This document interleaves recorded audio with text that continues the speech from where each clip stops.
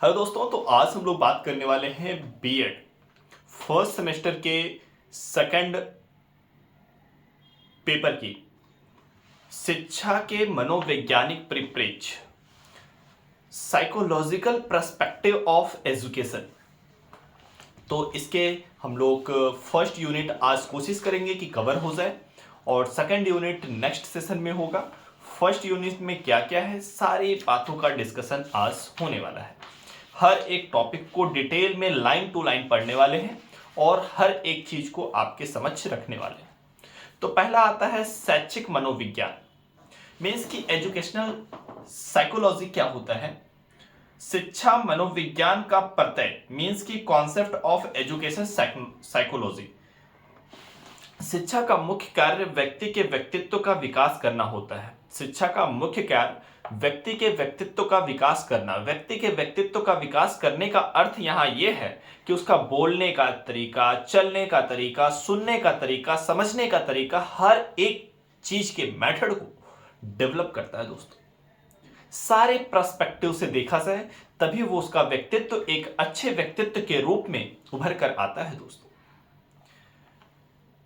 तो यहां बात आ रही है शिक्षा का मुख्य कार्य व्यक्ति के व्यक्तित्व का विकास करना होता है एवं मनोविज्ञान व्यक्ति के व्यवहार का उचित निरीक्षण, विवेचन एवं विश्लेषण करने उसके व्यक्तित्व का बोध करता है। मनोविज्ञान क्या होता है, उसके व्यक्तित्व के बारे में विवेचन करना, जानना, निरीक्षण करना, ये हमारा क्या है, मनोविज्ञान। किसी के मन के विज्ञान, मीन्स की जानने की इच्छा और विश्लेषण करने का तरीका ही हमारा क्या होता है, विज्ञान। तो शिक्षा से व्यक्ति का व्यक्तित्व का विकास होता है और मनोविज्ञान से किसी का विश्लेषण करने में हमें बोध प्राप्त होता है। तो रॉस का मानना यह है कि शिक्षा एवं मनोविज्ञान को कभी भी अलग नहीं किया जा सकता। शिक्षा और मनोविज्ञान को कभी भी अलग नहीं किया जा सकता, ये दोनों साथ साथ आगे बढ़ते हैं। शिक्षा मनोविज्ञान की ही एक शाखा है जिसमें इस बात का अध्ययन किया जाता है कि मानव शैक्षणिक वातावरण में कैसे सीखता है, शैक्षणिक क्रियाकलाप को कैसे अधिक से अधिक कैसे प्रभावी बनाया जा सकता है। मनोविज्ञान की वह शाखा मुख्यतः शिक्षक निष्पादन से संबंधित है जो कक्षा में बालक के सीखने की प्रक्रिया को प्रभावित करने वाले कारकों का अध्ययन करती है। स्किनर ने शिक्षा के मनोविज्ञान का संबंध पढ़ने एवं सीखने से माना है। मनोविज्ञान का संबंध किससे माना है, स्किनर ने पढ़ने एवं सीखने से माना है। दोस्तों, तो कहीं ना कहीं जो शिक्षा है वो मनोविज्ञान से रिलेटेड है। शिक्षा मनोविज्ञान का प्रारंभ प्लेटो के समय से माना जाता है। शिक्षा मनोविज्ञान का प्रारंभ प्लेटो के समय से माना जाता है। रूसो के शिक्षा दर्शन ने शिक्षा मनोविज्ञान को आगे बढ़ाने पर बल दिया। मॉन्टेसरी ने इससे आंदोलन का स्वरूप प्रदान किया। जैसे सिटी मॉन्टेसरी स्कूल देखा है ना, वही मॉन्टेसरी है। यहाँ मॉन्टेसरी किसी व्यक्ति का नाम है, उन्होंने शिक्षा को बल देने का कार्य किया था। शैक्षणिक मनोविज्ञान का अर्थ एवं परिभाषाएं। शैक्षणिक मनोविज्ञान की अर्थ और परिभाषा क्या क्या हो सकती है। स्टीफन के अनुसार, एक ही बहुत अच्छा सा साइंटिस्ट का नेम है, स्टीफन के अनुसार शिक्षा मनोविज्ञान शैक्षणिक विकास का क्रमबद्ध अध्ययन है। शिक्षा मनोविज्ञान शैक्षणिक विकास का क्रमबद्ध अध्ययन है। तो शिक्षा मनोविज्ञान क्या होता है, शैक्षणिक विकास का क्रमबद्ध अध्ययन। मीन्स कि पहले बालक क्या सीखता है, फिर जब वह वयस्क होता है तो क्या सीखता है, किशोरावस्था में क्या सीखता है, हर एक जो क्रमबद्ध चरण है उसका अध्ययन करना ही शैक्षणिक मनोविज्ञान है। दोस्तों, एलिस क्रो के अनुसार शैक्षणिक मनोविज्ञान मानव क्रियाओं प्रतिक्रियाओं के शिक्षण और सीखने को प्रभावित करता है एवं वैज्ञानिक दृष्टि से व्युत्पन्न सिद्धांतों के अनुप्रयोग को प्रतिनिधित्व करता है। क्रो एंड क्रो के अनुसार, क्रो और करो के अनुसार, करो नहीं, करो अलग चीज है, क्रो अलग चीज है। क्रो एंड क्रो के अनुसार शिक्षा मनोविज्ञान व्यक्ति के जन्म से वृद्धा अवस्था तक सीखने के अनुभव का वर्णन और व्याख्या करता है। यहां शिक्षा मनोविज्ञान व्यक्ति के जन्म से वृद्धा अवस्था तक व्यक्ति के जन्म से वृद्धावस्था तक सीखने के अनुभव का वर्णन करता है।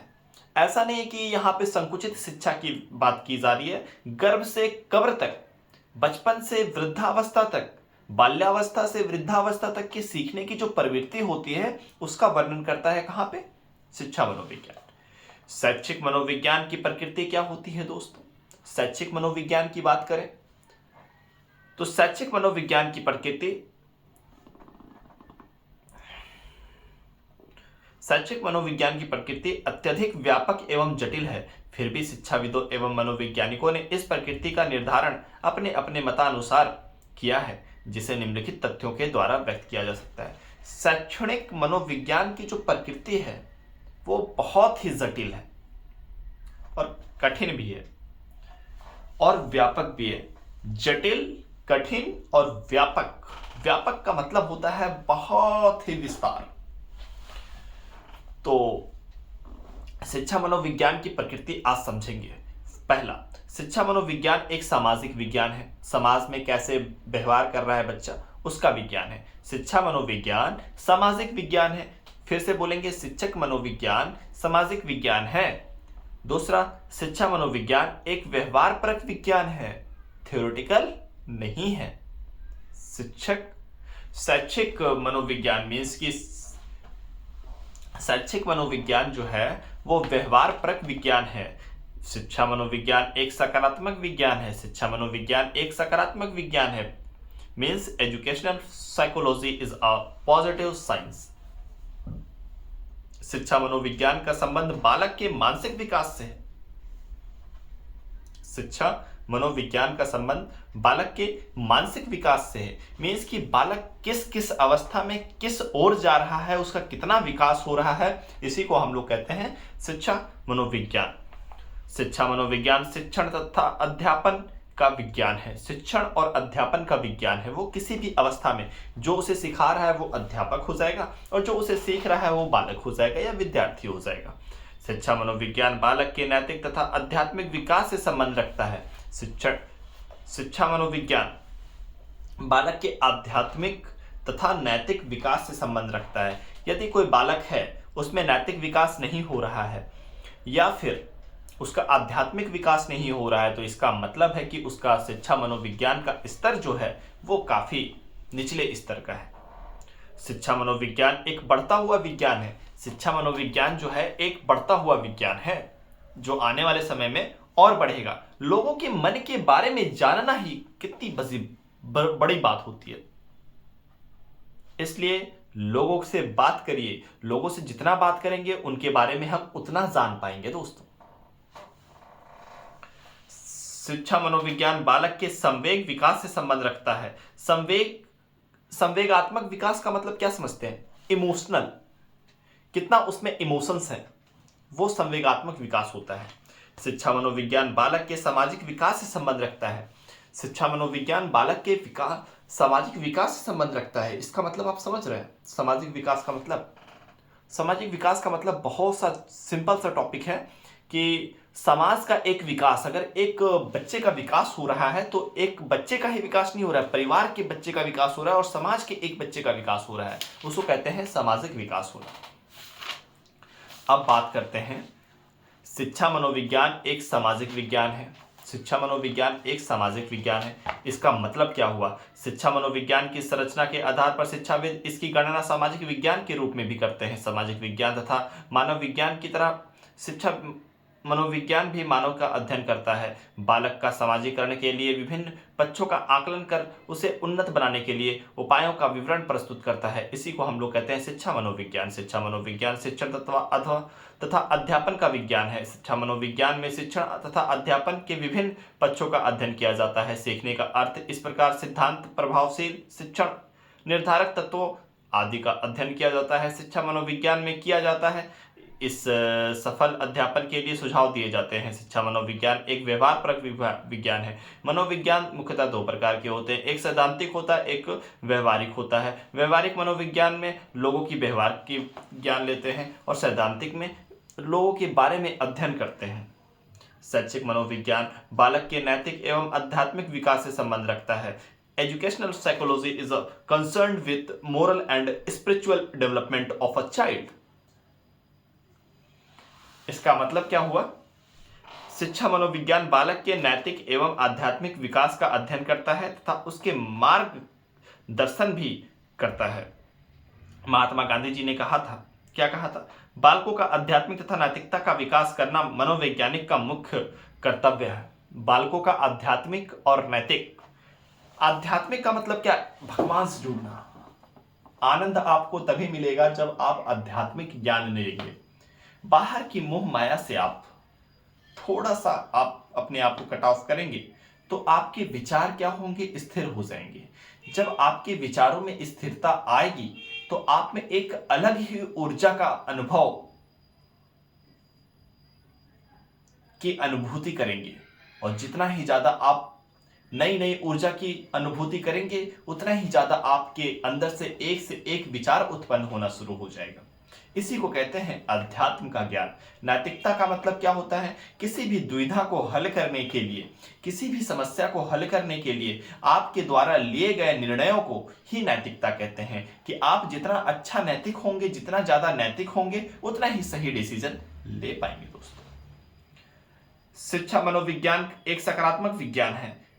विज्ञान के मुख्य प्रकारों में दो प्रकार के विज्ञान का नाम लिया जाता है, सकारात्मक विज्ञान एवं आदर्श सूचक विज्ञान। सकारात्मक विज्ञान में किसी विज्ञान का अध्ययन उसी रूप में किया जाता है जिस रूप में वह होता है, तथा आदर्श सूचक विज्ञान में किसी विषय का अध्ययन उस रूप में किया जाता है जिस रूप में उसे होना चाहिए। शिक्षा मनोविज्ञान वास्तव में किसी विषय का अध्ययन उसी रूप में करता है जिस रूप में वह होता है, इस कारण सकारात्मक विज्ञान है।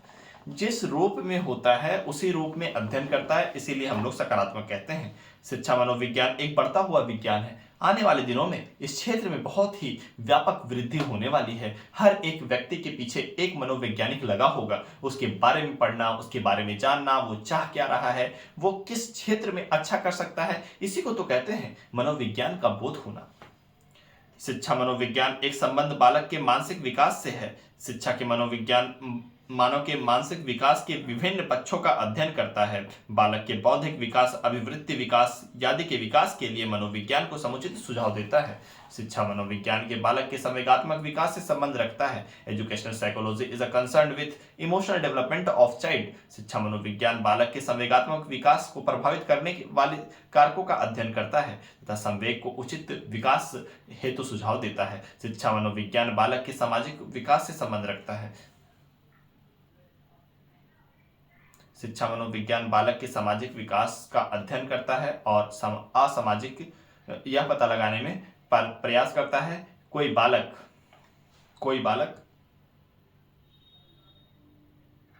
सामाजिक तथा कोई असामाजिक क्यों बन जाता है, उन्हें सामाजिक मानव किस तरह बनाया जा सकता है। इन्हीं तथ्यों का अध्ययन समुचित उपायों का सुझाव देता है। समझ रहे हैं?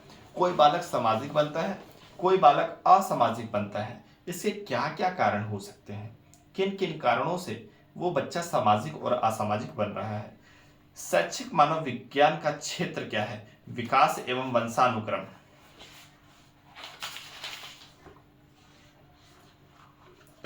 शिक्षा मनोविज्ञान बालक का अभिवृद्धि एवं विकास का अध्ययन करती है। अभिवृद्धि एवं विकास की प्रक्रियाएं बालक का गर्भधारण के समय ही शुरू हो जाती है, जो जीवन पर्यंत चलती रहती है। मानव का विकास शैशवावस्था, बाल्यावस्था, किशोरावस्था से होकर गुजरती है। अतः व्यवहार पर शारीरिक, मानसिक, सामाजिक एवं संवेगात्मक विकास का प्रभाव पड़ता है। यदि बच्चा शैशवावस्था में है, शैशवावस्था का मतलब क्या होता है ना कि 2 से 4 साल, कुछ लोग इसे 2 से 5 मानते हैं, कुछ लोग 2 से 4 मानते हैं। शैशवावस्था का मतलब होता है कि बच्चा अभी घर परिवार को ही पूरा समाज मान रहा है। और बाल्यावस्था क्या होता है? 5 से 12 या 4 से 12 साल तक के जो बालक होते हैं वो बाल्यावस्था में जी रहे होते हैं। अब 12 से जो ऊपर के चले जाते हैं वो किशोरावस्था में प्रवेश करते हैं। किसमें प्रवेश करते हैं? किशोरावस्था।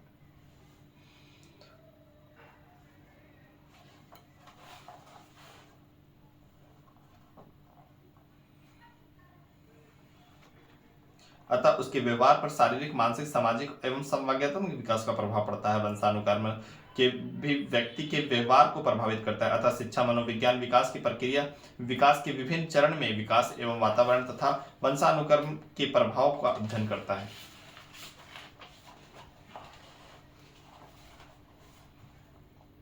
शैक्षिक मनोविज्ञान का क्षेत्र, विकास एवं वंशानुक्रम। व्यक्तित्व, विकास एवं वंशानुक्रम, पर्सनालिटी जिसे व्यक्तित्व कहते हैं, मापन एवं मूल्यांकन, मेजरमेंट एंड इवैल्यूएशन, व्यक्तिगत विभिन्नता। व्यक्तिगत विभिन्नता क्या होता है ये भी समझना पड़ेगा आपको।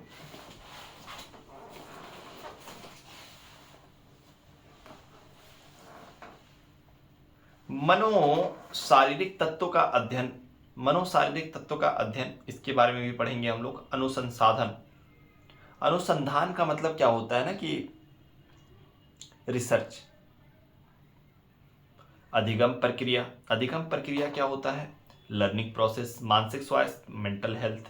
और पाठ्यक्रम निर्माण, शिक्षण विधियां, विशिष्ट बालक और निर्देशन एवं परामर्श, इन सब के बारे में हम लोग डिस्कस करने वाले हैं। अधिगम प्रक्रिया क्या होता है? शिक्षा मनोविज्ञान का प्रमुख कार्य बालक के व्यवहार में परिवर्तन करना है। व्यवहार में यह बदलाव ही अधिगम कहलाता है। मनोविज्ञान में अधिगम का अवधारणा आधार, प्रकृति एवं सिद्धांत के अध्ययन किया जाता है। तो अधिगम प्रक्रिया समझ में आया होगा आप लोगों को। Thank you.